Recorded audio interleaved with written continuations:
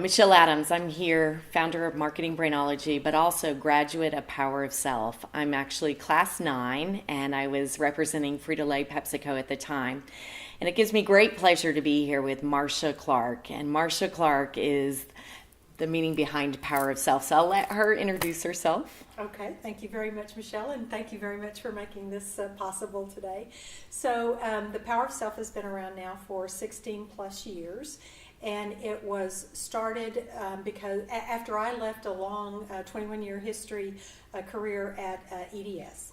And it was basically, I wanted to support women in the development of their leadership and executive skills, not only in giving them competence and confidence, but also in allowing them to do it as a woman. So I often describe that as holding on to themselves in the process. Yeah. So we've had over 600 women go through the program since that time. We do an annual program, and it's received great feedback and response, and we're happy to keep delivering it year after year. Now you're in class 16, right? Aren't they getting ready to graduate? Yeah, we have 2 more modules. The program is a 6-module program over about a 9-month period, 19 full days of training and 20 hours of coaching. And the current class is we're delivering module 5 out of the 6 in 2 weeks. So your history is working in technology and working for companies where there have been a disproportionate number of men. Yes. And working for EDS in the 90s. Can you describe a little bit about what your roles were there? And Sure. I have the privilege, and I really do consider it a privilege, to have started at a very entry-level type of job as a secretary, and I left as one of 44 corporate officers of a Fortune 50 company. And so during that time, I saw the company grow from 5,000 employees to 145,000 employees, from 350 million in revenue to 18 billion in revenue, and we went from operating in 6 countries to 67 countries. And so I've seen the vertical, hierarchical growth as far as my own career progression. I've seen lots of change. I've seen globalization. I've seen, the diversity and inclusion, accelerated. And as you said, there were 44 of us who were officers, and 4 of us were women. Wow! And in the mid-90s, that was a pretty good percentage. That is. I'm happy to say it's increased slightly since then, but not to a degree that certainly is acceptable given the general population of our workforce. So this program, Power of Self, really, you took about a year in between the first class starting. Yes. And really worked, I think, with a large group of folks that became your advisors to help guide the curriculum and get feedback, a lot of insights that went into it. We had a group of about 25 people at any given time, and it was mostly women. There were some men. I describe them as enlightened men who got what we were trying to do, and I wanted a masculine perspective, so I wanted to make sure we included them. But there were doctors, lawyers, there were engineers, there were accountants, there were instructional design specialists, consultants, so a wide variety of functional experience and their various organization experience. And so we wanted to create something that was very comprehensive. And we met once a month for 15 months on a Saturday and all day. And literally here in my home, we took some art off the wall and did sticky note brainstorming about all the different things we wanted to do in order to support women in their development. And it was a tremendous, and we had people from all over the United States. We did some focus groups after that with the executive development managers, with diversity managers, with executive women, since they were going to be our target audience. But we also talked with executives who would write the check to ensure that we could have a revenue-producing business, that they would buy the product based on it being as long-term as it is, and there was nothing like it at the time. I'll give you an interesting aside. We did our competitive analysis to see what else was out there, and primarily there were university programs on the West Coast and the East Coast. One non-university program that we found that was truly for executive women was called the Bully School, which was in San Francisco. Yes, and it was literally called that, and it was to send women to polish their rough edges because they weren't doing it the way men thought they should.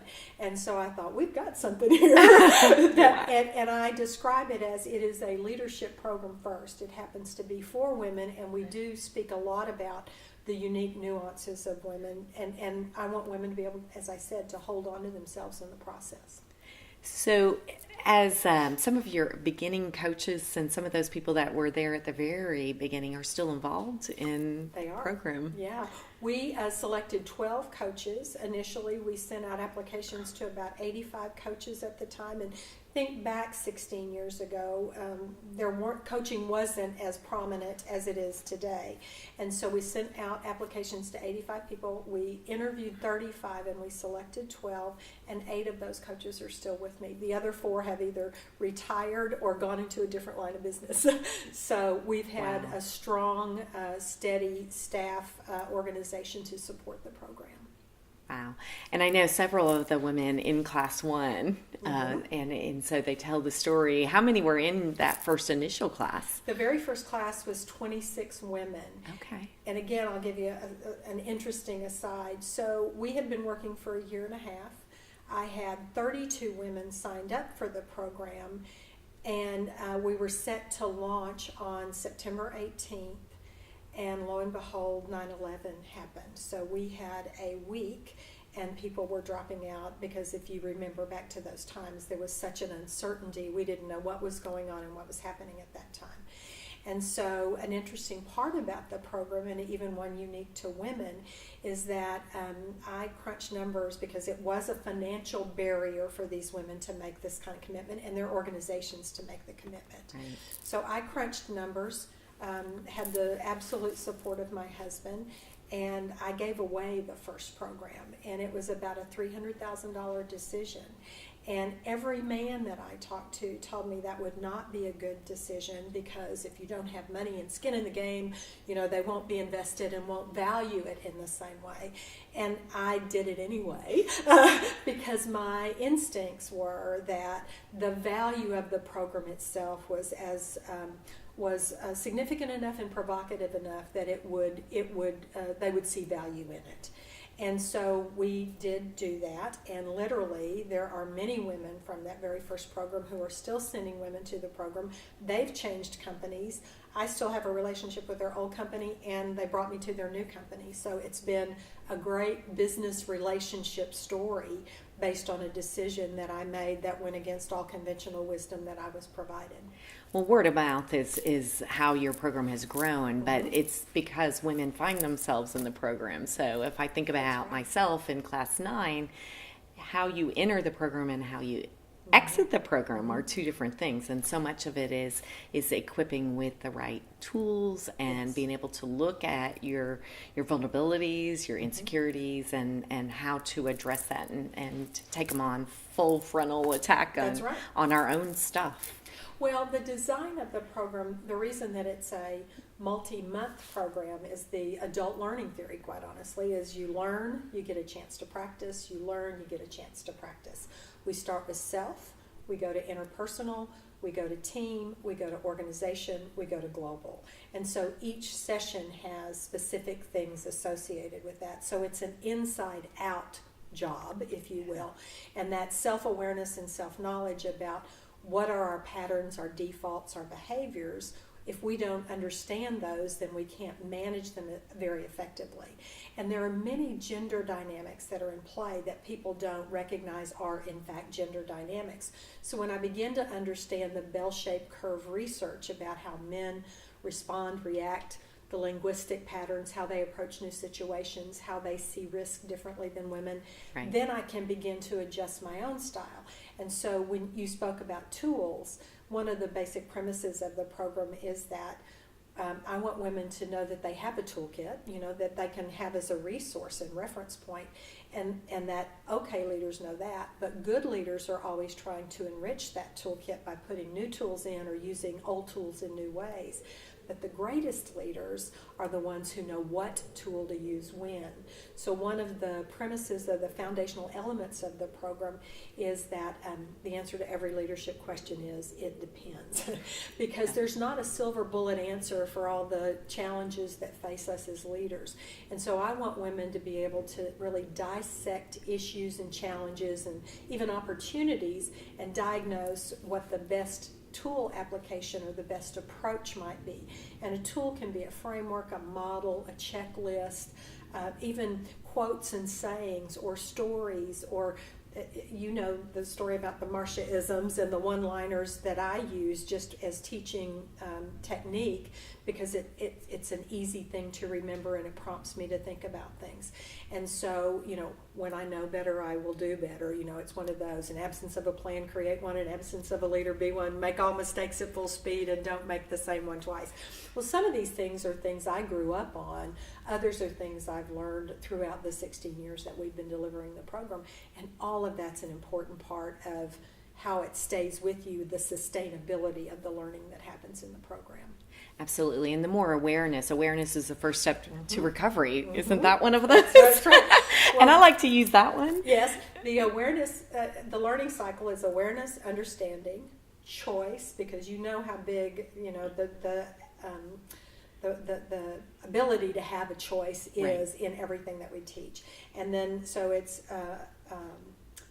awareness, understanding, choice, action, reflection. And there's also the premise of slow down to speed up, and which is something that I was told at this point 20 years ago, and I went, you got to be crazy. I'm a busy person. I got things to do. I can't slow down. And yet I have come to appreciate that when I can slow down to get clearer about the desired outcome that I want, and then what tool I can apply, it is a much more efficient way, because I don't have to keep churning and say, well, that didn't work, let's try this. So I get it right the first time more often. And so that's a big part of this awareness and understanding and choice part. I think one of the things going through a dissertation process, I was taught to debate everything and challenge everything. And so I was pretty equipped with the but. Yes. But. Yes. Yes. And I think one of the things that I took away that has been a game changer for me, and I pass it on to others, is the word and. Right. And knowing to not challenge everything. And the word and is more powerful because it includes their idea and recognizes their idea. So you maybe are still challenging them, but you're doing it in a different way. Well, and also when you put but in the middle of the sentence, it often negates the first part of what you've said. So it's like, you know, I really like him as a person, but, you know, and the next statement is he's a really lousy manager, or she's a really bad leader, right, or whatever it may be. And so the idea of and, you can it gives equal weight to both sides of the sentence. So, you know, I don't want to get too grammatical about it, but it's linguistics matter. The words that we use matter. Absolutely. And I think coming out of brand marketing and insights, you know, a strategy is built around a superior word that they've selected and then stay true to. Right. So I think, you know, all of us have that opportunity to be very choiceful in the words we use. Well, and Michelle, I will tell you, to that point, even when we talked about this program being called the power of self, power is often a trigger word for women. And it's usually because someone's had power over them. So it's an oppressive term. And so we differentiate between positional power and personal power. Positional power is a title, or, you know, where I fit on the hierarchy or the org chart.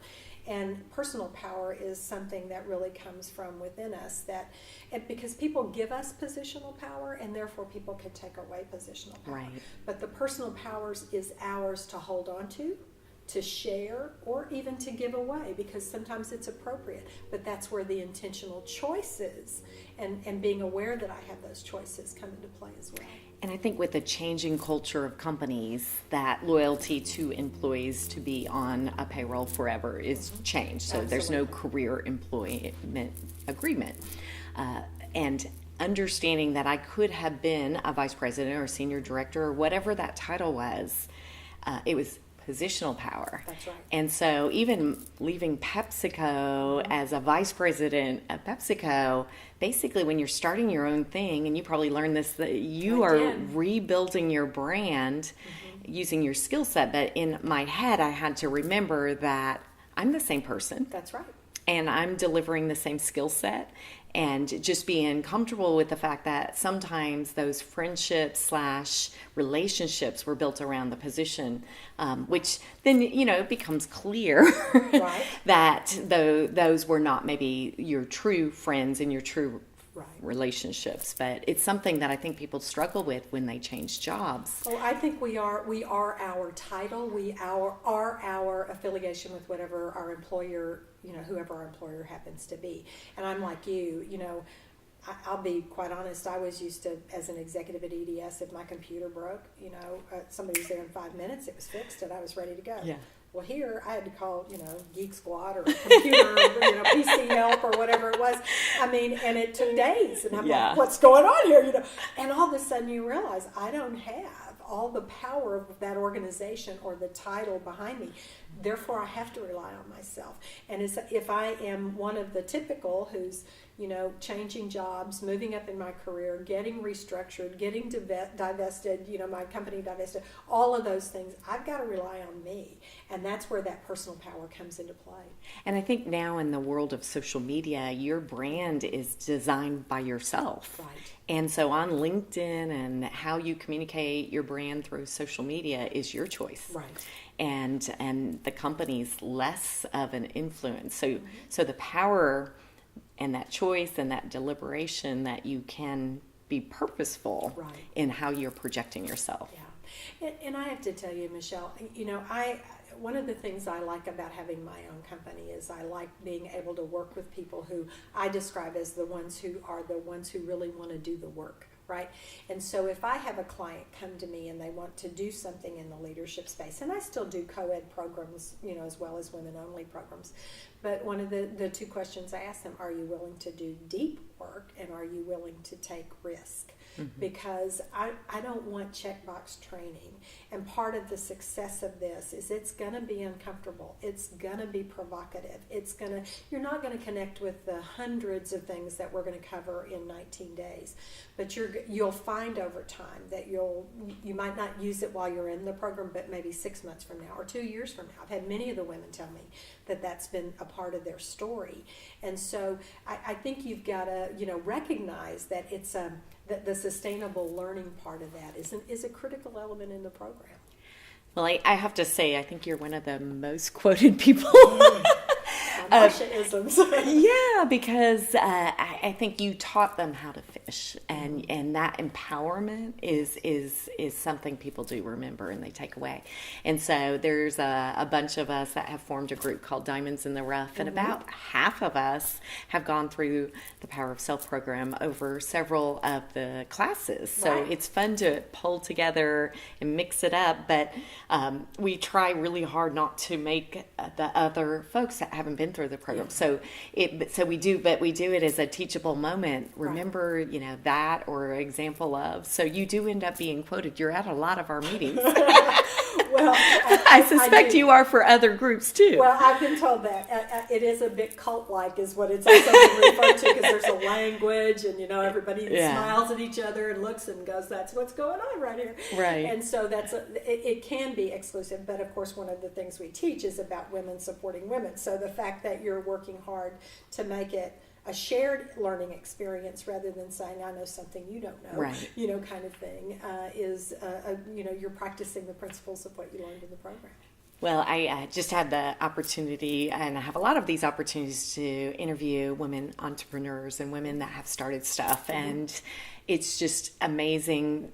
What they share in common is that they are lifting other women up, and they have this desire to see other women succeed. And I think you definitely have done that for so many women.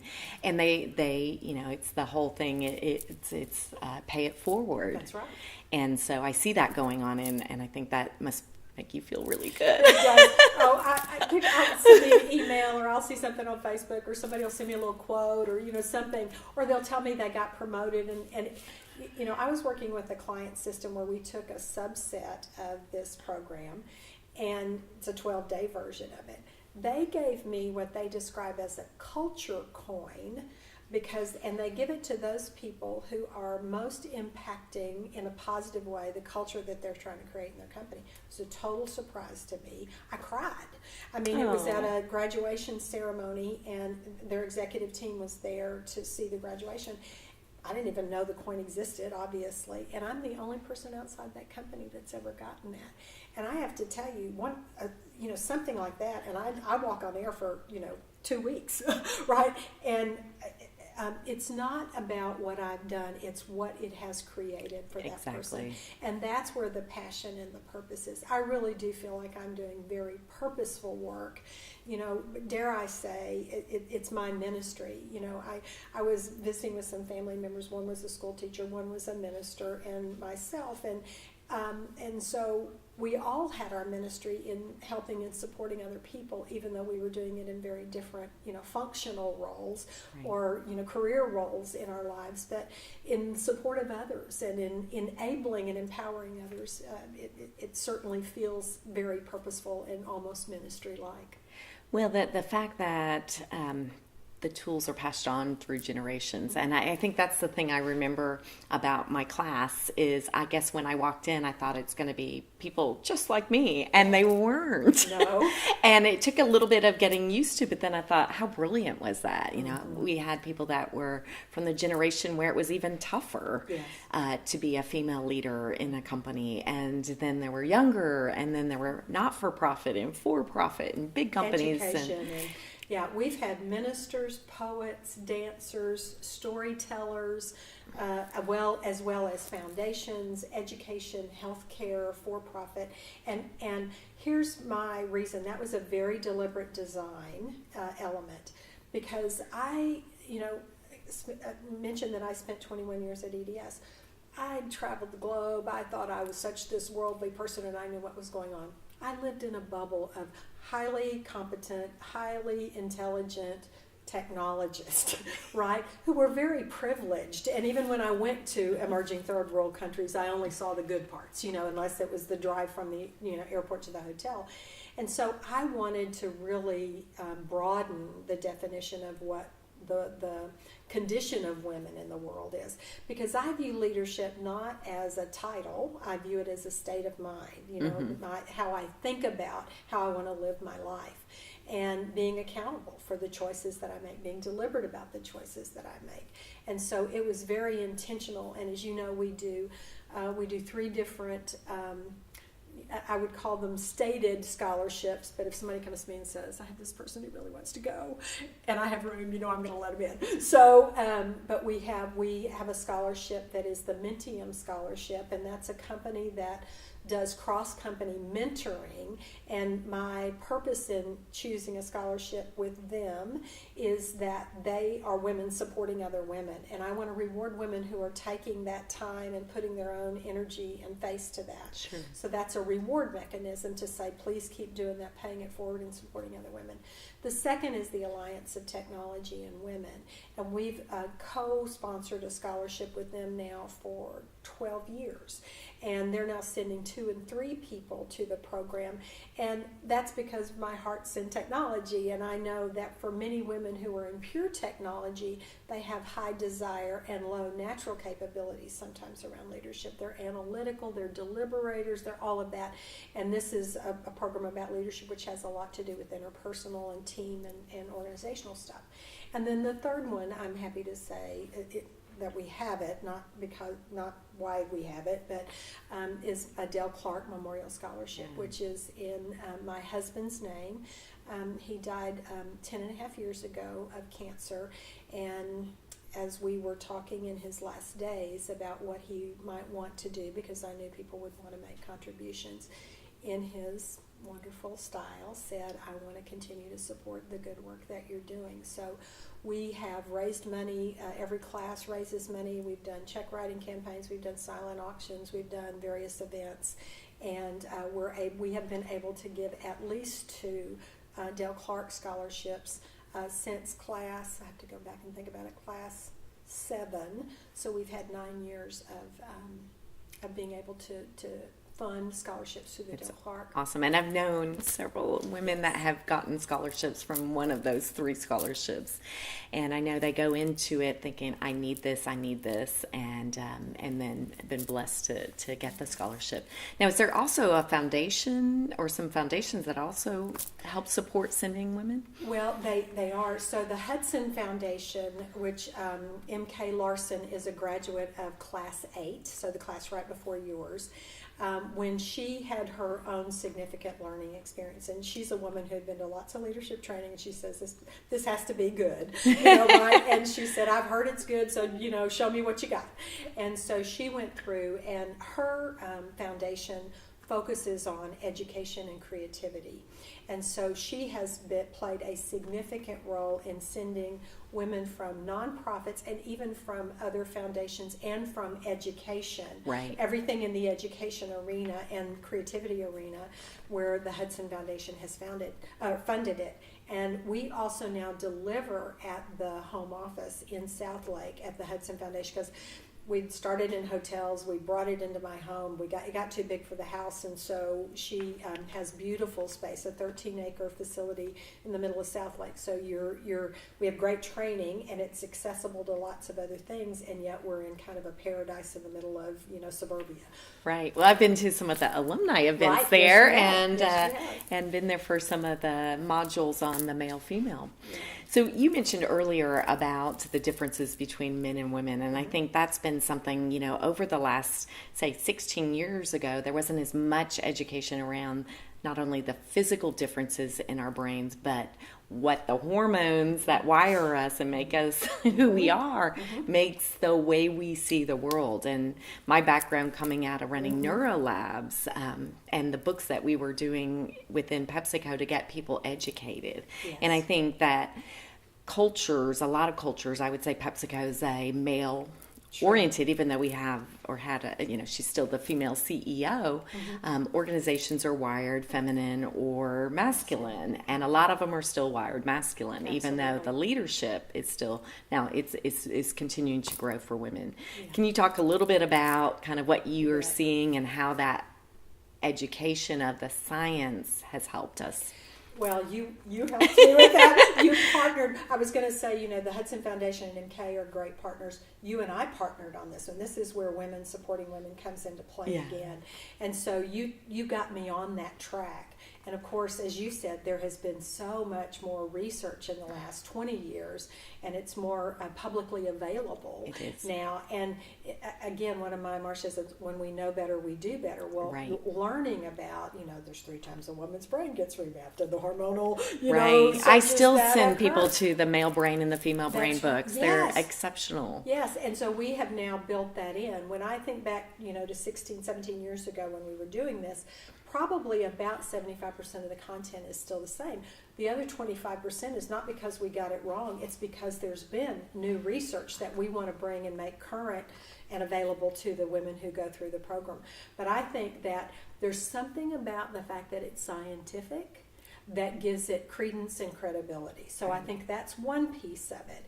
And I think because it reflects our anecdotal experience. Sure. And now we go, oh, I get it. It's the old, are leaders born or are leaders made? The answer is yes, right? It's both. And so knowing that the brain physiology is different, and it then takes some of the, when he does it differently, whoever the he may be, my husband, my son, my brother, my father, my boss, my employee, it depersonalizes it because you go, that's just the way it operates. Because another basic principle of the program is we're not here to male bash. We're not here to say we do it better than they do.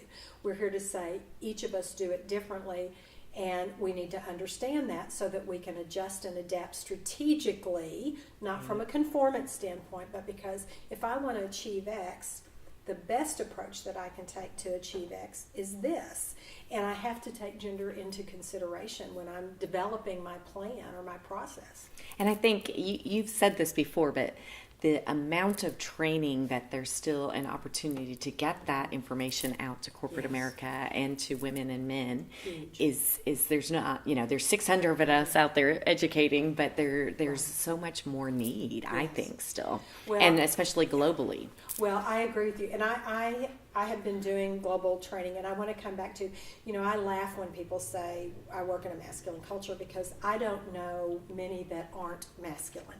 And people say, well, what about education and healthcare, because nurses, are majority women.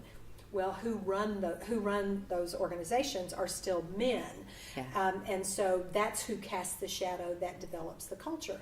And so even when it's a majority female workforce, so I wanted to say that. The second piece, though, is that if you look globally, 57% of the students in undergraduate programs are women, and it's concerning to me. It's both hopeful to me and concerning to me, because we can't afford to let our men drop out and disappear either. So to me, it's the balance and the blend of the two that are going to yield the best results. I often refer to I think it was a New York Times or a Washington Post article during the 2008 economic debacle that said if Lehman Brothers had been Lehman Brothers and sisters, they might not have gotten in as much trouble, right? So it's not Lehman Brothers and it's not Lehman sisters. You got to have both sides of that to get the best, most comprehensive solutions. And that's what I look for. But when you consider that 57% globally are women, so instead of the 50-50 population coming in at entry levels that we know are the pyramid that says by the time you get to the top it's 17 to 20%, it's a the dropout rate is high. Well, if you're starting at 57%, I think it bodes well for there being bigger percentages. So, and those 57% are our employees, our customers, our vendors, our partners, our boards, our stakeholder groups. So the business imperative for this training is becoming more and more accepted.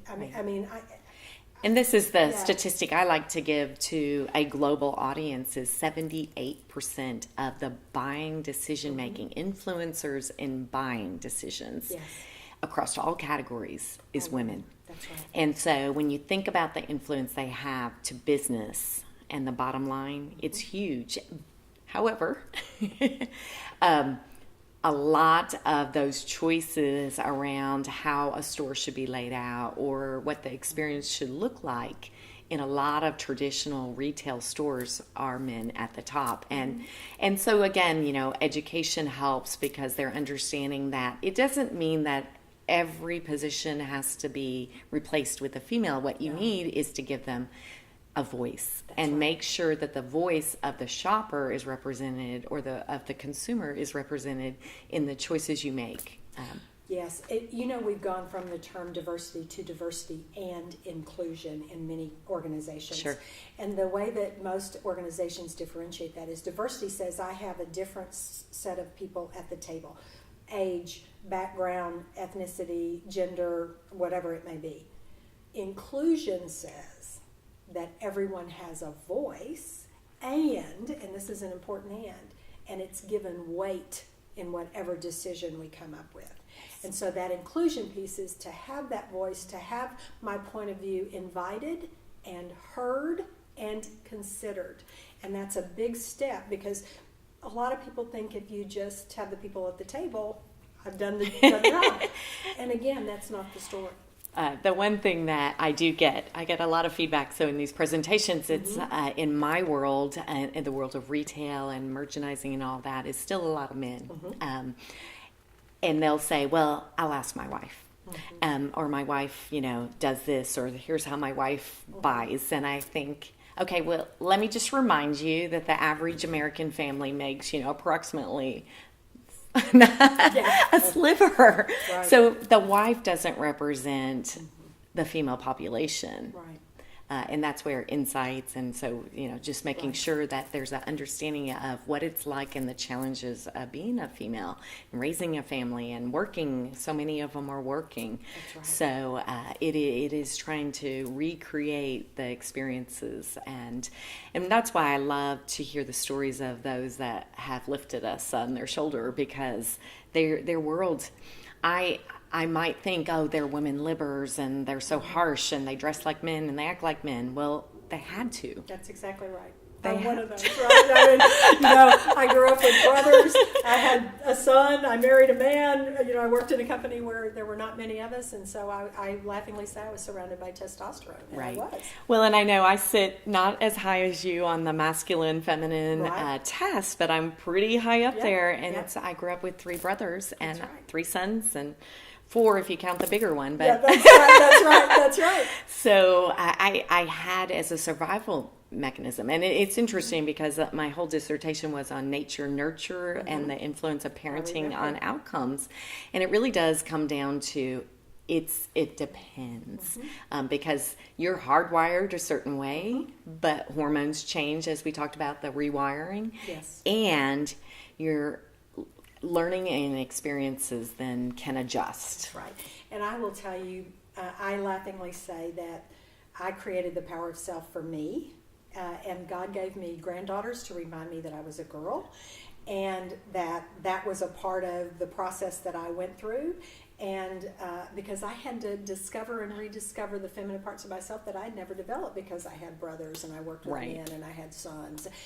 Even if I do have some natural masculine tendencies. And that's the other piece of the program, Michelle, and you'll remember this, is that it's not about changing you or fixing you because you're not broken. And so the idea is it's about discovering and rediscovering more parts of yourself so that you can have access to them and use them to be a more comprehensive and more full-bodied, leader. You have a grandson, but you have granddaughters. I do. And so when you think about the future for them, what is your wish? Well, my wish is that they don't have to go through the unnecessary stuff, if I can use that term, that many of us as women did. I am a part of that generation who there was often only one seat at the table for a woman, and you had to fight really hard to get there, and you were often viewed as token, or you slept your way to the top. There were all kinds of stories about that. Yeah. There's a friend of mine, Ann Doyle, who wrote a book called Powering Up, How High-Achieving Women Become Leaders. And she talked about our generation. She's a little older than me. She said we were the pioneering interlopers that we had to beat down the door to get that seat at the table, and that the next generation of women, it almost had a backlash effect, that they had seats at the table, but they were about fitting in, where we were challenging the system and the way that it worked. And I think our millennial generation is moving more and more into leadership, and I think it's yet to be determined exactly how they're going to be described as a part of that.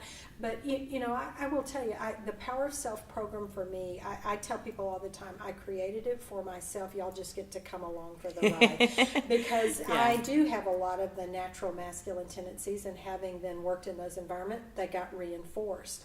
And I've really had to look at myself and get in touch with parts of myself that I didn't routinely access, but that by now being aware of them and understanding them and making a choice to use them, I'm more effective, and I can deal and be more deliberate in how I approach situations. So again, it's more efficiency. And we both have in common the dance. Yes, we do. Drill team. And I had such a fun time at your party, birthday party, where some of your girlfriends from your drill team squad and your officers, and you guys were such a hoot. We are. I haven't any longtime friends like that. What I love though now, I think, and this is that we all have permission to be that person that we really are. And I think the more we realize that I'm a girl, I was born a girl, I'm going to choose to wear a skirt when I want to wear a skirt, and have longer hair if I want to have longer hair, and wear makeup. and that's what's going to change, right? Yeah. That people can see you as wearing a dress, having long hair, and wearing makeup, and being a powerful leader. And isn't that the great thing? Yeah. That we broaden our definition of what a powerful leader looks like. Well, I have to say that when I did my TEDx talk for the SMU women, yes, I was going in, and it was on neuromarketing and how to personally increase your appeal and desirability, but I ended up like in these territories of things of different possibilities to talk about, because that topic in 10 minutes, you got to be really crystal clear. Right. And I ended up coming back to the projection and the reflection in the mirror. Yeah. And I literally put a mirror on stage, and it was powerful because it is a part of me that I am so tough on myself, and women are tough on other women. Absolutely. And we have that piece of us that men maybe don't. So they gain 25 pounds and they don't notice it. We gain 25 pounds and we're hung up on it. Or get gray hair or anything, yes. And so it's this identifying what we do to ourselves. Right. And it was a powerful emotional journey to prepare for that, because I realized that was my mirror, that I'd been so tough on myself. And I think about the years in my 20s and 30s that I such a perfectionist that I would look in the mirror and just criticize myself. Right. But I kept it inside. So on the outside, you wouldn't have known that. But in the inside, I was beating myself up. But what I also knew is I was projecting that same harshness on others. Not all inside, but I would be more critical of myself, but other women, and not hold that same standard to men. Right. We do it to each other, which is a part of why we shift to how do we support other women, not just paying it forward, but our peers, our colleagues that are, in our networks of whatever sort of network it may be. But we are very harsh. We have two sessions that come to mind when you talk about that. We have women stand in front of the mirror for 3 minutes with two other women witnessing, and they have to describe themselves. And most of them say they've not looked at themselves in the mirror for 3 minutes because they can't stand it. Wow. Versus valuing any aspect of it. And so it's a part of one of the sessions where we talk about misogyny, which is the extreme hate and distrust of women. And it's often used as a term in domestic violence or molestation or something, men on women. We don't go there because that's a much more complicated topic than a leadership program can cover. We support women that we know have that issue, but it's not a topical area. So what we talk about is women being misogynistic to self, how I am misogynistic, because that's, I hate my thighs, I hate my whatever, kind of thing. And then how we do it to each other. And we have this exercise, stand if you ever, and we fill in the blank. Stand if you ever talked about a woman behind her back and smiled to her face. Stand if you ever told a joke at the expense of a woman to be considered one of the boys. Stand if you ever. And we have this. Right, I remember that. It's a visceral experience. I get chills right now just thinking about it. And you have to stand up, and you just it's not intended to make you ashamed, and yet you are. But what we're trying to do is to heighten that awareness so that we recognize what we're doing to other women, because there's a stereotype that women are, we're relationship people, right? Men are hierarchical, women are power dead even. So we are all nice to each other. We're supposed to smile and do all those things. And so when we talk about other women, it is more detrimental than when a man talks about another man. So it takes on an added weight, and when you hurt one woman, you hurt all women. Yeah. And I think that if that's the one thing that I could see a change in is I don't partake in those conversations, and I think it does take that power of self to shut them down and say, you know what, there's nothing that's going to come good out of this. And it's kept me out of a lot of PTA meetings and other kinds of meetings, but I choose not to participate. And I think that's what I love about this group, Diamonds in the Rough, is we're showing up as our authentic self with some skills and some desire to create a place. And we say, if you have to dress up to come to the meeting, you're probably at the wrong meeting. That's right. Because if we worked from home that day, this is how we come. That's right. And giving it's okay. We're not here to one-up each other. Right. We're here to support each other. And to check out shoes, not for the purpose of saying I love your shoes, but I wonder if they're real or knockoffs, exactly. Or the purse, or all of that kind of stuff. Shutting that down, but shutting it down at age 2. If we could. That's the possibility. That is the possibility. And so, long-term dream of mine coming out of the program is to have a camp, whether it's Sky Ranch or Pine Cove, where moms and daughters come and we teach them together younger. I agree. And to get that program started, because I think that high school and junior high are rough places for girls today. And I think if more moms could shut it down and teach their daughters. So we got a lot of work to do, Marsha. We do have a lot of work to do. And I will tell you, the mothers have to do their own work before they can do it with their daughters. Absolutely. Because where our daughters learn what they learn is by listening to their mothers. And they talk about the bulimia and the anorexia. Anorexia is because the mother's always saying, I'm fat, or I've got to go on another diet, or I can't. Yeah, I had a lady today. I was filming a lady who was volunteering with her son, and I had a camera and was filming them doing this great volunteer work, and she said, could you just wait until I lose 40 pounds? Yeah. And so I've had people literally not want to do an interview, even though they're worthy. They did some great things, and they have a great lot to talk about, but they don't want to go on camera or be in a picture because they don't love themselves. I want to give one reference in this interview that we're doing, and it's a documentary film called Misrepresentation, MISS Representation. And it was done to talk about how women are treated in the media, television, movies, print media, the whole thing. It has some of the most startling statistics that you would ever imagine hearing, and the messages that our young girls take from that, and how the number of hours that they spend in front of media or in media, engaged in media, and all the photoshopping and all the sexualization and all the overpowering. Some of the print magazines, I mean, I just say, what are you thinking and who approved that kind of thing? But if you watch it yourself as an adult woman, and they actually have a version that you can watch with your daughters. And it just raises an awareness. We might see one thing on a television show and think, oh, that's horrible. This is like the condensed version, and you just get image after image after image, and it's just like a wave that comes over and over you. And you can never watch television or read a magazine the same way again. And we've got to do something about it. Well, and that goes to the non-conscious space. I mean, 90% of what we're doing and how we're operating is happening in some version of non-conscious. So those messages are in the peripheral, but our brains are registering them. And that's why doing it at 2, 3, 4, 5, 6, I mean, that's when those brain cells or brain paths are getting established, and we have a better chance. Well, I want to end on a high note. Yes, let's do. I think there is a lot of work to be done, and I love that companies are starting to embrace this and bring the program within the companies, and there's a lot of excitement. And I think getting more and more people to go out there and choice to communicate and be bold. And I know you and I have been a part of a discussion just this week, and coming out of 2 weeks of trade shows at Vegas, I can assure you that there's lots of work to be done in representing women in professional settings that we would all be proud to have our sons and our daughters witness. Yes. And so I think but the good thing is people are getting bolder. They are. And they're not accepting the world the way it is. Yes. And I think it comes back to the tools.